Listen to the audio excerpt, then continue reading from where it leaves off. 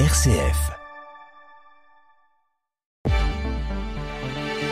Bonjour Pierruc, bonjour à tous, très bon réveil, merci de nous rejoindre pour votre journal local en Champagne en ce jeudi 9 octobre au sommaire. À partir d'aujourd'hui et jusqu'au 14 octobre, Épernay Agglo-Champagne en partenariat avec l'association Terre Avenir organise une nouvelle édition du forum Ambition Climat, un rendez-vous consacré à l'adaptation au changement climatique. Objectif, sensibiliser, informer et mobiliser le public autour des enjeux environnementaux du territoire.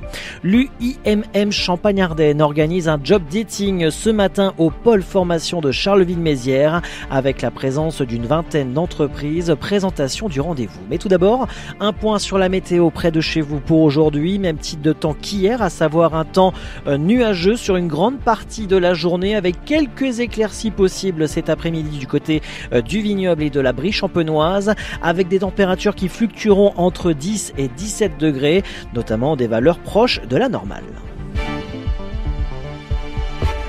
RCF Cœur de Champagne, le journal Christopher Fausten. Dans le cadre de sa démarche Ambition Climat 2025, Épernay Agglo-Champagne lance ce jeudi 9 octobre une nouvelle édition de son Forum Climat en partenariat avec l'association Terre Avenir, un rendez-vous consacré au changement climatique et à la transition écologique.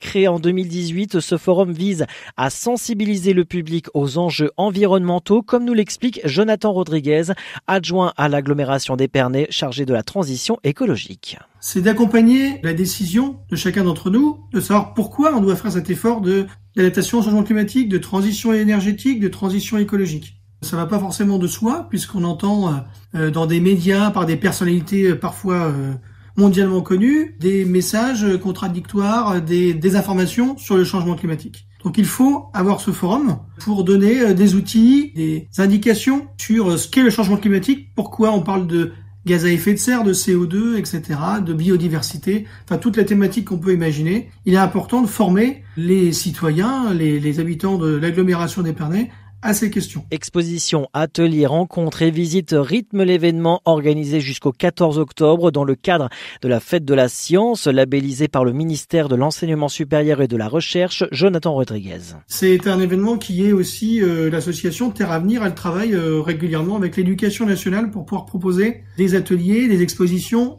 adaptées aux scolaires qui rentrent dans le cadre du programme scolaire. Et puis qui soient adaptés aux âges. On a des écoliers, des collégiens ou des lycéens qui vont participer à ce forum pendant ces quelques jours. Donc on a des ateliers, on a des visites également de terrain, d'installation. Il y a aussi une exposition pédagogique qui est interactive, qui est accompagnée par des médiateurs, par des animateurs qui vont expliquer l'exposition. On a aussi une rencontre débat également.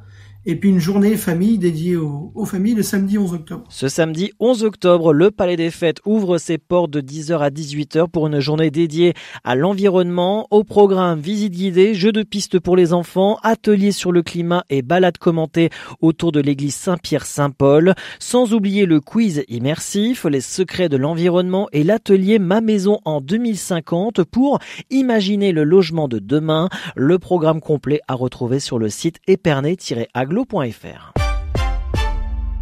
L'Union des industries et des métiers de la métallurgie en Champagne-Ardenne redonne rendez-vous ce matin de 9h à midi au pôle formation de l'UIMM de Charleville-Mézières pour un job dating organisé en lien avec France Travail et la mission locale dans le cadre de l'opération régionale Job Industrie. Un rendez-vous entre candidats et recruteurs du secteur de la métallurgie qui s'adresse à tout profil, jeunes en recherche d'emploi ou d'alternance, demandeurs d'emploi, salariés en reconversion, bénéficiaires du RSA, bref, des parcours sur mesure sont proposés à chacun. Sébastien Guenet, délégué général de l'UIMM Champagne-Ardenne. L'objectif de ce job dating, c'est de trouver des solutions en fait à des personnes qui cherchent de l'emploi dans l'industrie, de venir à la rencontre d'entreprises industrielles ardennaises et de trouver soit un emploi direct, soit au travers de la formation par apprentissage, de la formation continue, un futur emploi dans les entreprises qui seront présentes. On est vraiment heureux, d'accueillir autant d'entreprises autour de cette table. C'est réellement une démonstration que l'industrie ardennaise recrute et qu'elle est en recherche perpétuelle de nouvelles compétences sur le territoire des Ardennes. Le contexte n'est pas simple, effectivement. Aujourd'hui, ça fait quelque temps que un certain nombre de secteurs qu'adresse l'industrie ardennaise sont un peu en difficulté, que l'on parle du bâtiment, du machinisme agricole, de l'automobile. Mais néanmoins, les entreprises qui sont là démontrent par leur venue qu'il y a encore de l'activité, du recrutement. L'UMM prévoit de recruter 200 000 emplois par an en France sur les 5 prochaines années, avec des renouvellements, avec des départs à la retraite, et puis de nouveaux métiers qui apparaissent avec de la formation. Donc il faut rester très confiant. Les cycles effectivement économiques sont un peu compliqués, avec les hauts et les bas, mais globalement, si on regarde sur le moyen long terme, il y a besoin de compétences dans les entreprises du territoire. Oui, je trouve qu'on ne sait pas assez effectivement que l'entreprise ardennaise recrute pour fréquenter des milieux extra-territoriaux. On a cette image qui nous colle un peu à la peau de vivons heureux, vivons cachés, ou de ne pas revendiquer effectivement à tous les niveaux que ce soit les collectivités ou les milieux économiques, cette prépondérance et cette importance industrielle dans les Ardennes. Et voilà, nous, on souhaiterait réellement qu'on puisse mettre en avant encore plus l'industrie du territoire, les belles entreprises qui la composent, et puis les besoins en recrutement. Aujourd'hui, une entreprise qui ne trouve pas de compétences sur un territoire ne sait pas se développer et ne sait pas investir pour l'avenir. Donc il faut tous ensemble, encore une fois, que ce soit élus et représentants du monde économique, revendiquer à tous les niveaux que ce soit au niveau national que les Ardennes recrutent, qu'il y a une Ardenne industrielle et qu'elle a un avenir. Et puis pour ça, elle a besoin d'être activité forte. Des propos recueillis par Alexis Claudretz pour RCF. Rendez-vous au pôle formation de Charleville-Mézières, 131 avenue Charles de Gaulle, entre 9h et midi ce jeudi.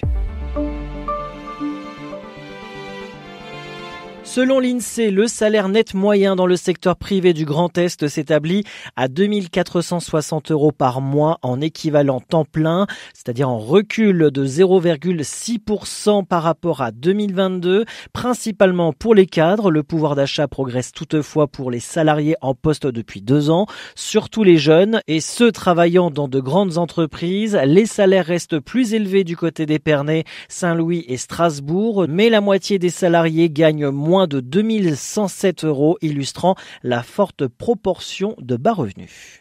Agenda ce jeudi, le Stade de l'Aube à Troyes accueille la nouvelle édition des 24 heures de l'emploi. Plus de 50 entreprises et écoles seront présentes, proposant 1500 offres d'emploi aux quelques 2000 visiteurs attendus. La journée sera rythmée par des conférences animées par Derry Cherbourg, Leroy Merlin, Marc-Arthur Glen et l'Estac. Une occasion unique de découvrir les opportunités locales et de renforcer l'insertion professionnelle en partenariat avec France Travail et les acteurs économiques de l'Aube.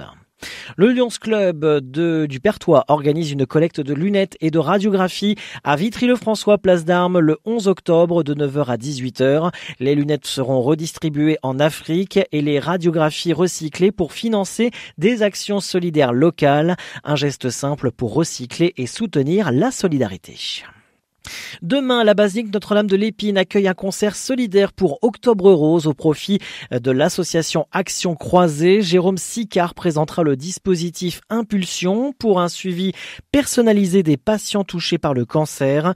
Entrée libre, accueil dès 19h15 pour une durée d'1h15.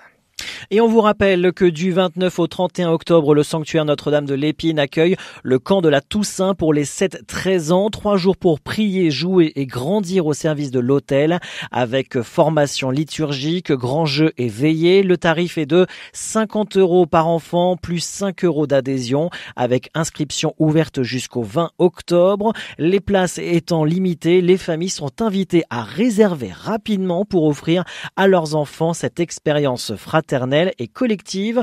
Infos et inscriptions sur le site chalon.catholique.fr.